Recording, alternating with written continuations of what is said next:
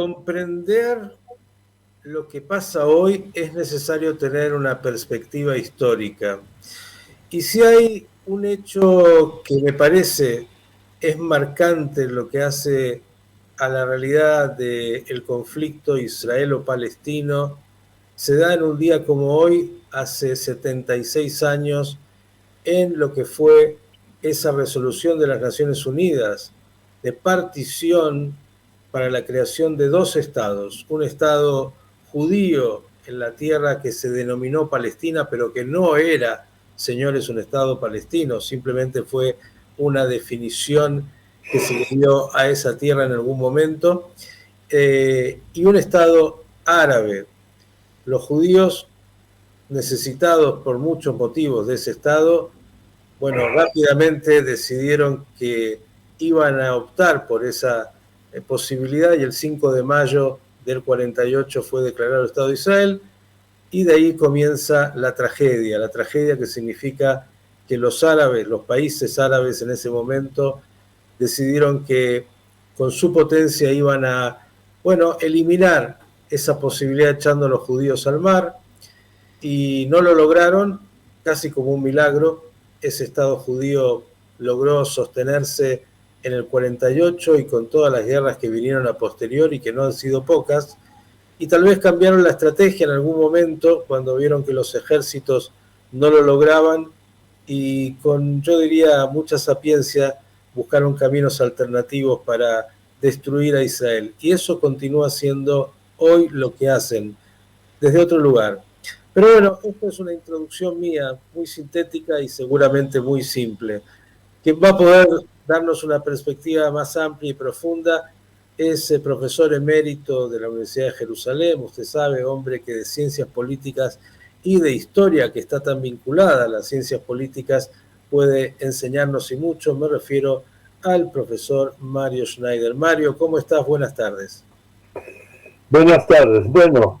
a nivel personal todo pareciera normal, pero la realidad es que estamos viviendo una terrible tragedia aquí en Israel, en esta guerra, inclusive con el cese de fuego, porque el cese de fuego mismo implica una gran pregunta hacia futuro, hacia dónde vamos, si vamos realmente a un cese de fuego extendido, que significaría que jamás logró sobrevivir la embatida militar israelí, o si se termina el cese de fuego y reanudan los combates en la franja de Gaza con todo lo que ello implica desde el punto de vista de las bajas israelíes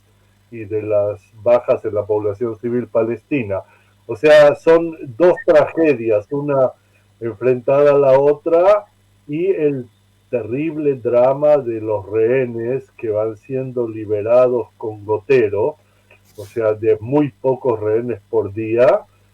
y que continúan siendo liberados, pero que todavía hay 170, creo yo, o quizás más rehenes prisioneros en malas condiciones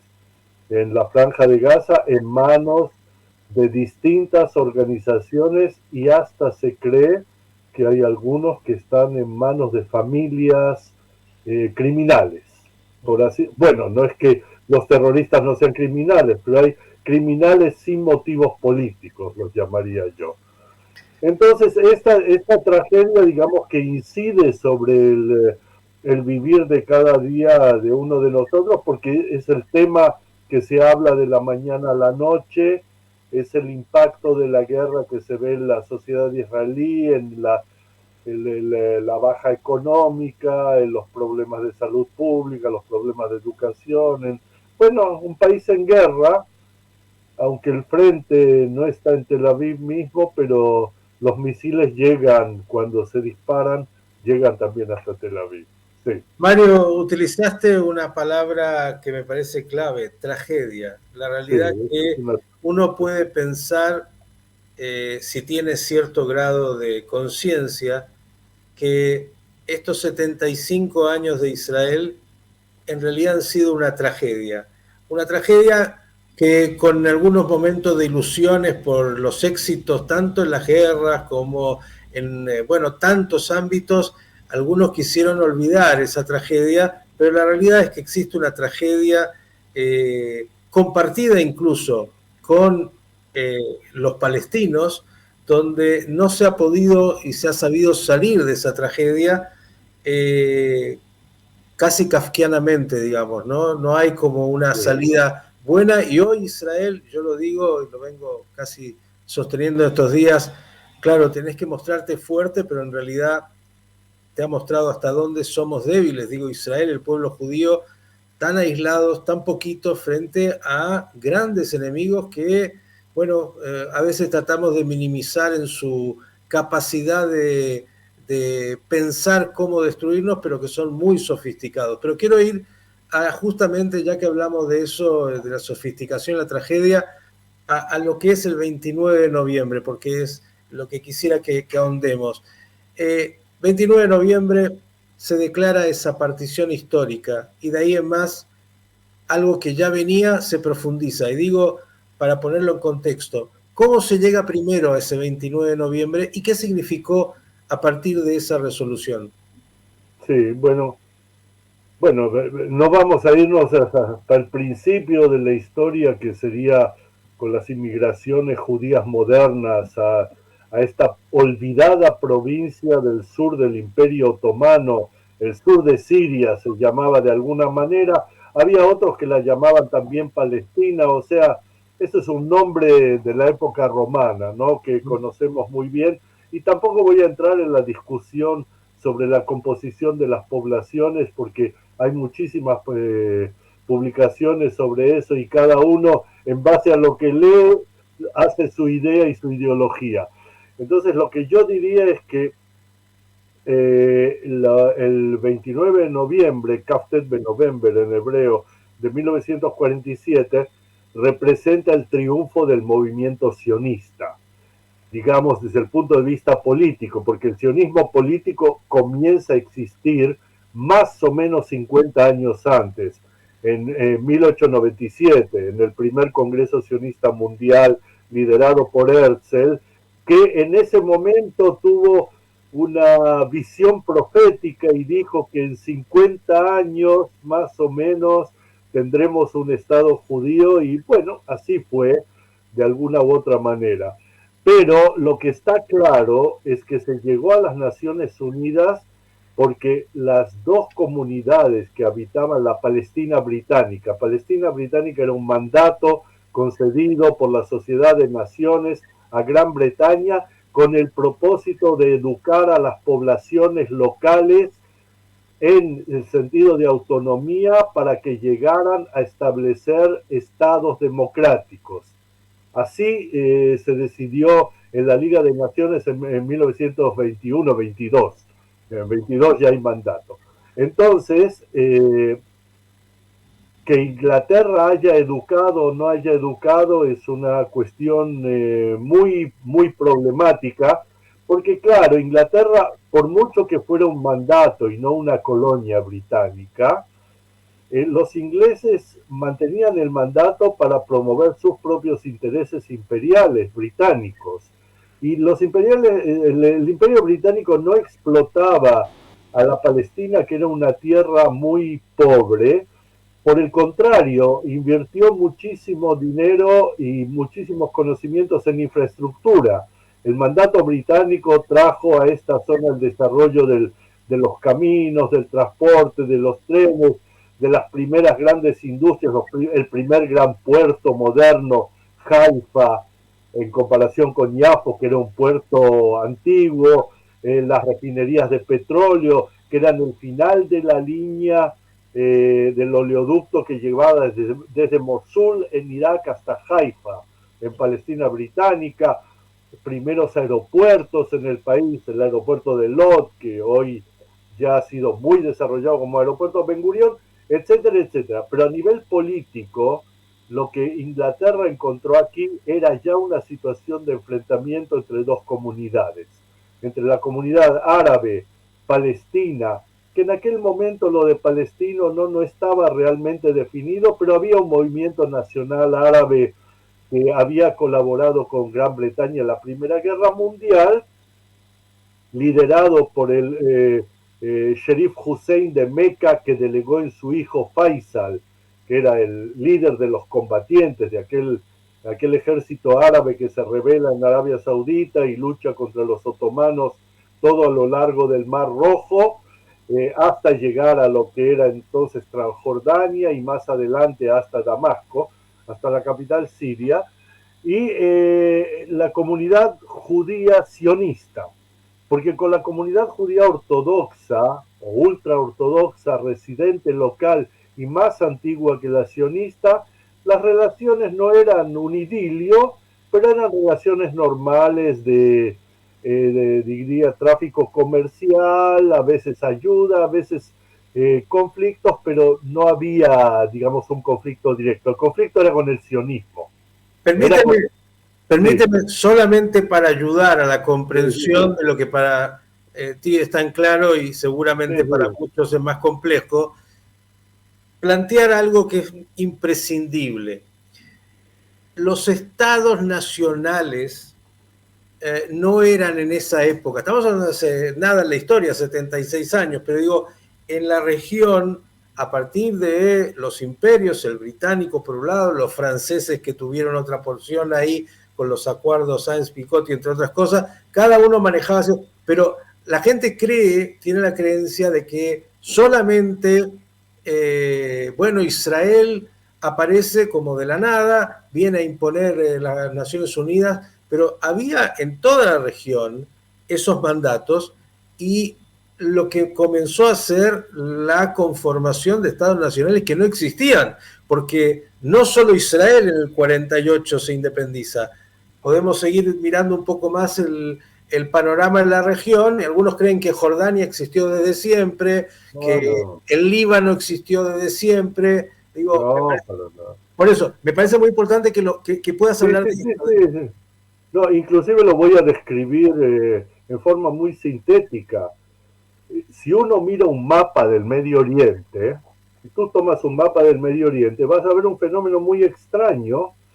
muy diferente a lo que se ve, por ejemplo, en América Latina o en Europa o en Asia o en lugares donde existen naciones o estados o hubieron imperios anteriores, y es que las fronteras son derechas. Mira el mapa y vas a ver, o sea, las fronteras, tal como lo dijo Saddam Hussein en 1991, cuando se produjo la confrontación entre Estados Unidos, Irak, y también entre Israel, Irak, y los ataques misilísticos de Irak contra Israel, él dijo, ¿qué me hablan de Kuwait? O sea, no estoy citando verbatim, pero el sentido era,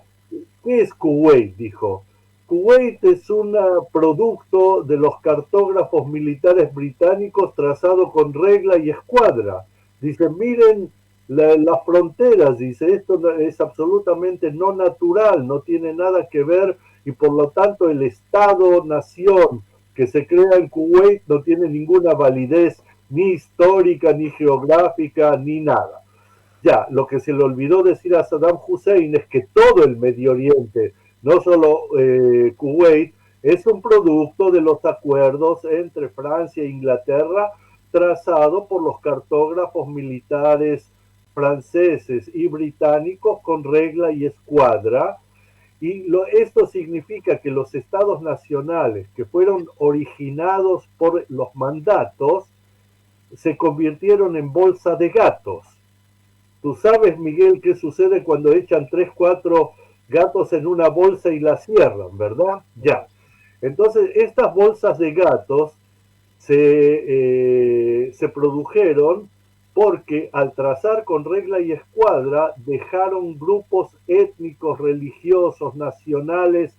y de todo tipo, diversos, encerrados dentro de la frontera del mismo país. Fíjate, Irak, que en el norte está la minoría kurda, Kurdistán, ¿verdad? En el centro está la mayoría sunita, y en el sur hay una gran minoría o quizás mayoría chiita.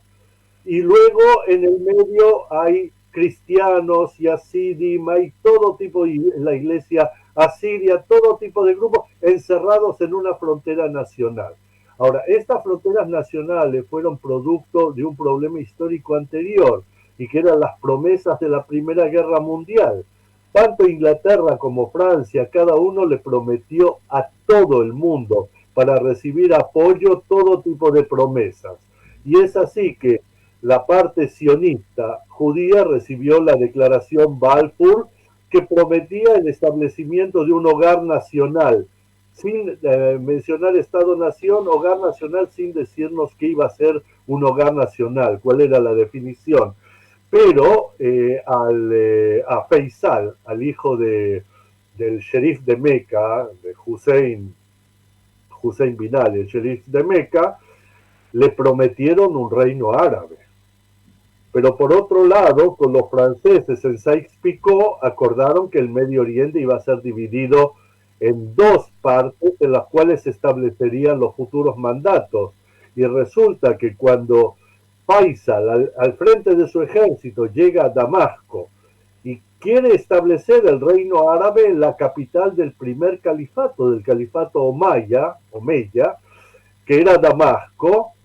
vienen los ingleses y le dicen, no, no, aquí hay un problema, esto forma parte del mandato que va a ir a los franceses. Y como compensación, o sea, lo obligan a dejar, bueno, hay incidentes armados, hay todo un problema interesante alrededor de esto,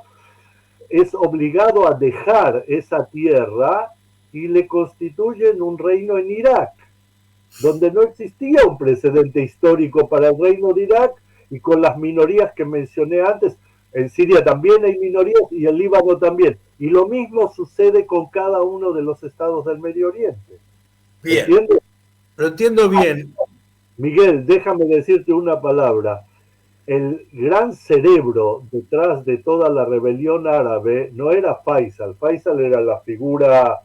diría yo, demostrativa, la figura emblemática, el jefe guerrero, el jefe beduino guerrero.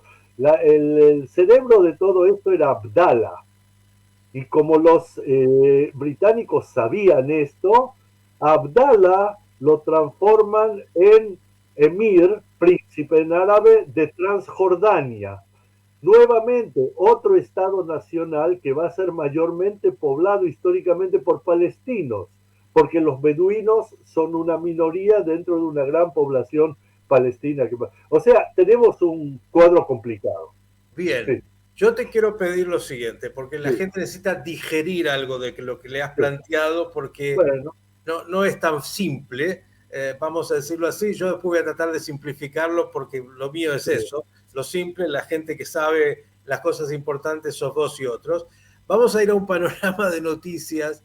que tenemos ahora a la hora 9, luego lo retomaremos y yo lo único que digo, casi como dejándote la inquietud. Miren, lo que ha planteado el doctor Schneider es, usted lo escuchó, distintas tribus, jamulas, como usted lo quiera llamar, unas peleadas con las otras, una familia enorme con muchos protagonistas que, bueno, estuvieron siempre en conflicto entre ellos. Miren lo que pasa cuando están entre ellos siempre peleándose y matándose. Ahora hay un único aspecto en el cual se encuentran, es interesante, y se llama Israel y los judíos, más allá de sutilezas. Después del panorama de noticias vamos a tratar de que el doctor Schneider ingrese en esto y específicamente en este 29 de noviembre que estamos recordando con lo que significa ese día en la historia del triunfo del movimiento político sionista, pero por otro lado también lo que de ahí comienza a desarrollarse en esta tragedia, como él muy bien dijo, de 75 años de la existencia del Estado de Israel. Panorama de noticias y seguimos. Volvemos al diálogo con el profesor Mario Schneider. En realidad, claro, ya llevamos 15 minutos, 20 minutos, y usted dirá, no, en este mundo de 15 caracteres, ¿cómo usted le dedica 20 minutos para comenzar a explorar la tragedia, la dificultad del cómo se llega a lo que estamos viviendo hoy? Parte de los problemas que tenemos hoy, que buscamos respuestas simples para temas muy complejos y que requerirían un poco más de estudio. Solo digo sobre todo algunos que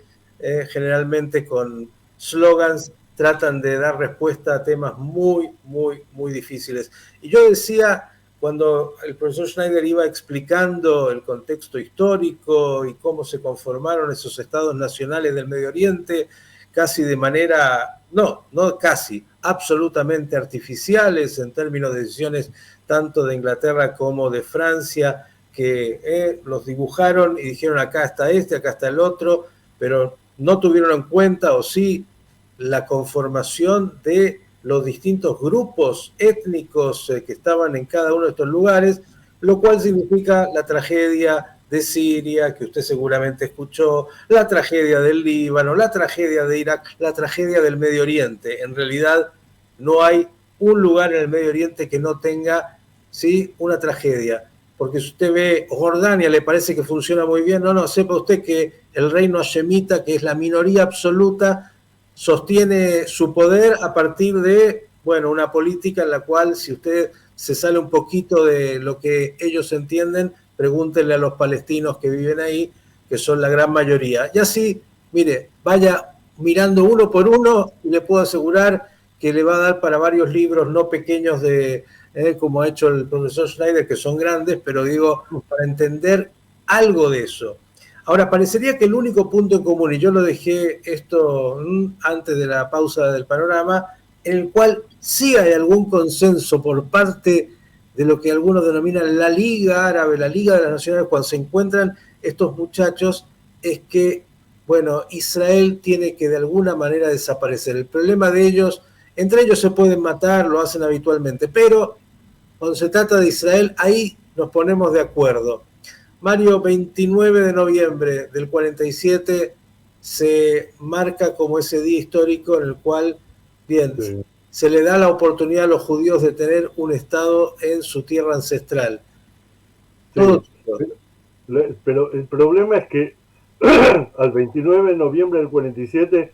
no se llegó con facilidad, sino fueron puras tragedias y dificultades las que generaron la decisión 181 de Naciones Unidas sobre partición del territorio del mandato británico de Palestina. Esto hay que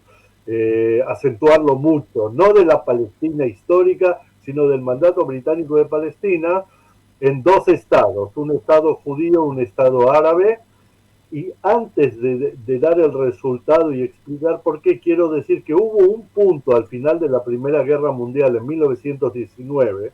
en el cual Chaim Weizmann, que era el líder indiscutido del movimiento sionista, se encontró con Faisal, con quien tenía que ser el rey del reino árabe, que luego termina como rey de Irak. Y ellos en el Congreso de Versalles, en el Congreso de Paz de toda Europa, tuvieron una reunión muy positiva, inclusive firmaron un documento que es el Acuerdo Faisal-Hussein, que es lo que más se acercó a algún entendimiento entre el movimiento sionista y el movimiento árabe en general. Y Faisal se preocupó mucho de que se escribiera en ese documento que no tendrían inconvenientes en que hubiera una entidad, no se hablaba de Estado-nación, judía dentro del reino árabe, con toda la autonomía, etcétera, etcétera,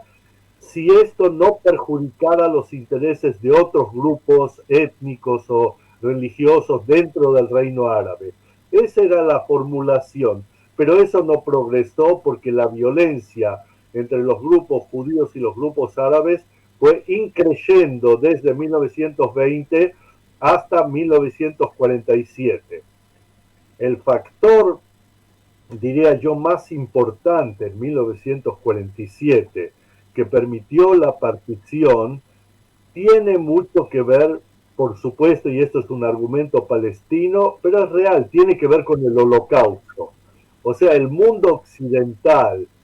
o sea, y los aliados de la Segunda Guerra Mundial, o sea, estamos incluyendo también a China, estamos incluyendo a la Rusia soviética, ¿verdad? En un momento, 1947, donde ya hay guerra fría, ya se están yendo hacia la guerra fría, se ponen de acuerdo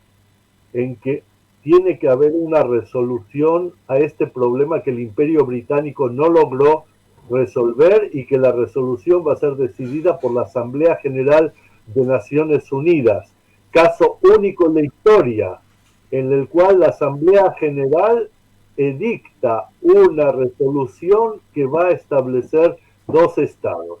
Pero como todos sabemos muy bien,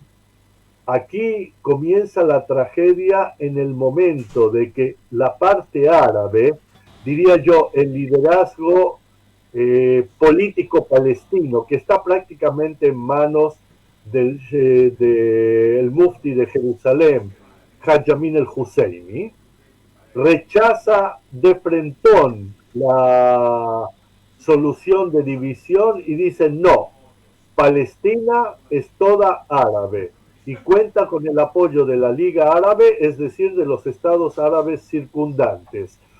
En ese momento, la parte judía, la parte sionista, acepta la partición en fronteras que hoy parecen realmente imposibles, pero de cualquier manera la acepta y está claro que desde el 30 de noviembre comienzan los actos de violencia en la refinería de petróleo en Haifa, donde árabes matan a judíos y hay represalias por parte del Palmaj, que ya existía en aquella época, y se desencadena una suerte de guerra civil, que es la guerra entre la comunidad judía establecida en Palestina británica y la comunidad árabe de Palestina británica, que luego va a terminar denominándose palestinos. O sea, se van a apropiar del término palestino, entre otras cosas, porque la comunidad judía va a adoptar otro nombre, que es Israel, Medinat Israel, el Estado de Israel, sobre cuyos orígenes hay toda una historia, pero que se decide a último momento, antes del 14-15 de mayo, antes del viernes de la declaración de independencia por parte de Ben Gurión y su entorno político. Hay un hecho que yo tengo que señalar aquí. En la revuelta árabe en Palestina británica 1936-1939,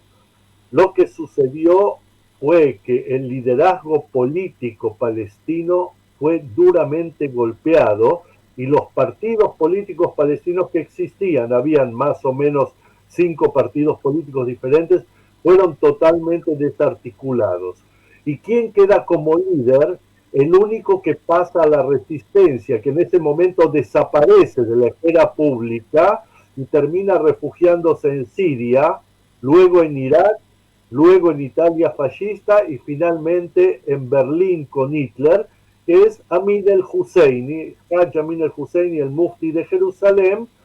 que participa en todo lo antibritánico, antialiado que uno pueda imaginarse en la Segunda Guerra Mundial, inclusive tratando de establecer una legión musulmana en Bosnia que cooperara con el nazismo, en todo sentido, también en el sentido de la destrucción del pueblo judío de Europa. Y aquí está el segundo punto, que es la mala conciencia de todos estos participantes en la Segunda Guerra Mundial con respecto al Holocausto, que sin duda es un factor que jugó en la votación, aunque yo siempre terminaré diciendo que cada uno de los países terminó votando por su propia línea de intereses. Inglaterra, por ejemplo, se abstuvo en la votación, y se abstuvo porque ellos tenían que seguir con el Imperio Británico, que tenía muchos intereses en Medio Oriente y en el mundo árabe, especialmente la British Petroleum, especialmente una de las más grandes compañías petroleras del mundo que operaba en Irak y que en aquella época operaba también en Irán, antes de Mossadegh. Entonces, digo yo, sí, el Holocausto influyó, hubieron otros factores que influyeron, la cantidad de refugiados judíos despatriados que no tenían realmente a dónde ir en Europa, que eran muchísimos, cientos de miles o más, y un movimiento palestino descabezado, o sea que queda como líder el único que los británicos no lograron atrapar, porque si lo hubieran atrapado probablemente no sé si lo hubieran ejecutado, pero lo hubieran enviado como enviaron a otros, exiliado a las islas Seychelles, en el Océano Índico, y neutralizado totalmente de su, digamos, de su apoyo político popular palestino. Pero no sucedió así. Entonces teníamos extremismo de Amin el Husseini y de Kaudi y otros líderes árabes, muy antisionista, muy anti la presencia judía en Medio Oriente en general, y un consenso en la Liga Árabe, aunque cada estado árabe tenía otros intereses. Y de hecho, en lo que se llama la Guerra de Independencia de Israel, Nakba Palestina o Guerra de 1947-49, nunca hubo altos y buenos niveles de cooperación entre los distintos ejércitos árabes que invadieron Palestina, porque un frente era el de Abdala, que le interesaba que no hubiera Palestina para apoderarse de Cisjordania y especialmente de Jerusalén y el monte del templo, Aram el Sharif, la mezquita de Aqsa, que cooperó con su primo, que era el rey de Irak, o sobrino, si quieres mejor, que era el rey de Irak, que también era yemita, o sea, eran dos dinastías yemitas, pero que actuaron contra los sirios. Los libaneses casi no intervinieron, los sauditas enviaron voluntarios, los yemenitas también, y el otro gran actor era Egipto, que tenía su propio interés, y muy interesante, entre todos los estados árabes, el que más respetó la partición a nivel de fronteras durante la guerra fue Egipto. ¿Y cómo lo sabemos? Porque cerca de Ashdod, en el sur de Israel, está el puente Ad Alom, en hebreo hasta aquí. Es hasta ahí que llegó el ejército egipcio y se detuvo, porque ahí era la frontera en el mapa de partición de Naciones Unidas del Estado palestino. Aunque por otro lado intentaron llegar hasta Jerusalén, hacia el este, pero bueno, o sea, tenemos una historia muy complicada, y tras perder la primera guerra, los palestinos la perdieron muy rápidamente dentro del, aún bajo el mandato británico, en marzo del 48 ya la habían perdido,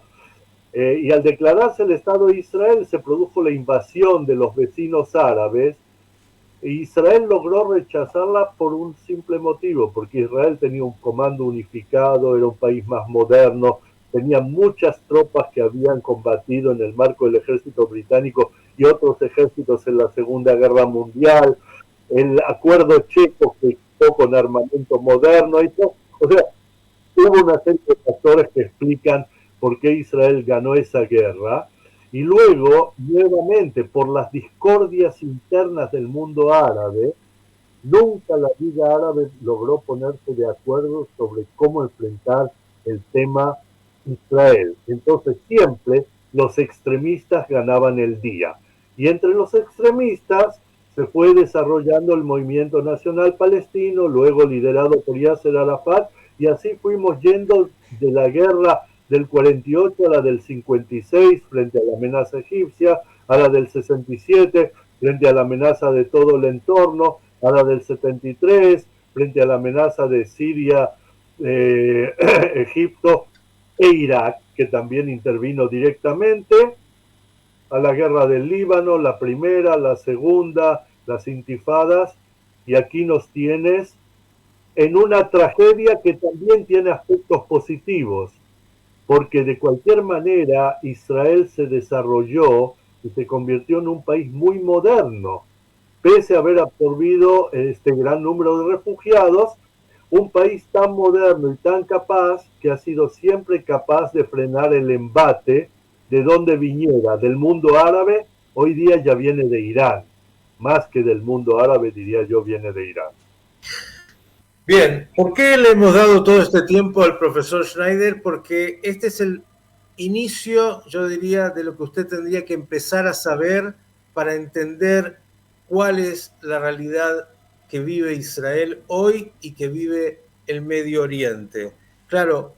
yo me imagino que Bodart en la Argentina y muchos otros que quieren respuestas simples no van a saber todo esto ni les va a interesar escuchar, Claro. pero por lo menos usted, querido oyente, necesita entender que no se trata de Israel, se trata de algo mucho más amplio y que tiene que ver con ese Medio Oriente y que seguramente para la cultura de otras regiones del mundo donde no existió toda esta realidad del imperio británico y el imperio francés y lo que fueron esos tipos de acuerdos, la Primera Guerra Mundial, cómo afectó, la Segunda Guerra Mundial, la Shoah y el mundo en términos de haber abandonado a los judíos absolutamente, el silencio cómplice y tanto más, hace que este sea el marco de esta tragedia que sigue viviéndose en ese rincón del mundo y que tampoco entiende la gran mayoría. Mario, el resto, como alguien diría, vaya y estudie. Y por el momento... Si me permites, me falta una sola frase. Diga. Nosotros hoy día enfrentamos la propaganda palestina que habla siempre, no, pero no es que jamás atacó, sino hay que ver el contexto. Bueno, este es el contexto. Y dentro de este contexto hay una cosa que está clarísima. Si en 1948 el movimiento palestino, que era rechazador o rechazista a última instancia, y el mundo árabe hubieran aceptado la existencia de Israel y establecido el Estado palestino, existiría hoy a la vera de Israel un Estado palestino próspero con un territorio mucho mayor de cualquier territorio que puedan conseguir en futuros acuerdos. Y cada uno tiene que saber reconocer sus propios errores. Este fue un gran error de la parte palestina y de la parte árabe, del cual no se puede culpar a Israel, porque lo decidieron ellos. Y lo único que dejo para la próxima es, incluso cuando hablas de los palestinos, hay que hablar, me parece a mí, ¿no?, de los árabes que vivían en ese territorio denominado Palestina de la época, pero que en realidad el tema de los palestinos y de la causa palestina es bastante posterior y una creación también muy bien armada con intenciones políticas de destruir, nada más que eso, al Estado de Israel. Como alguien diría, nunca es aburrido en esa región del mundo y por eso necesitamos a personas como el profesor Schneider que nos ayuden a entender el contexto, como él dijo, del porqué de esta tragedia que se sigue viviendo y que desgraciadamente golpea a tantos y tantos con una realidad, yo muchas veces digo, de dolor, espanto y demasiada sangre. Mario, mejores noticias pronto. Ojalá. El profesor Mario Schneider, profesor emérito de la Universidad de Jerusalén, para que usted entienda un poco más, cuando se habla del Medio Oriente y se habla también del 29 de noviembre como el día de la partición de esa región llamada Palestina, bueno, qué es lo que pasó antes y qué es lo que vino después. A seguir profundizando, estudiando, y le vamos a mandar esto al señor Bodart y a algunos amigos a ver si entienden un poquito más, por lo menos que lo estudien. Mario, gracias. Gracias, Miguel.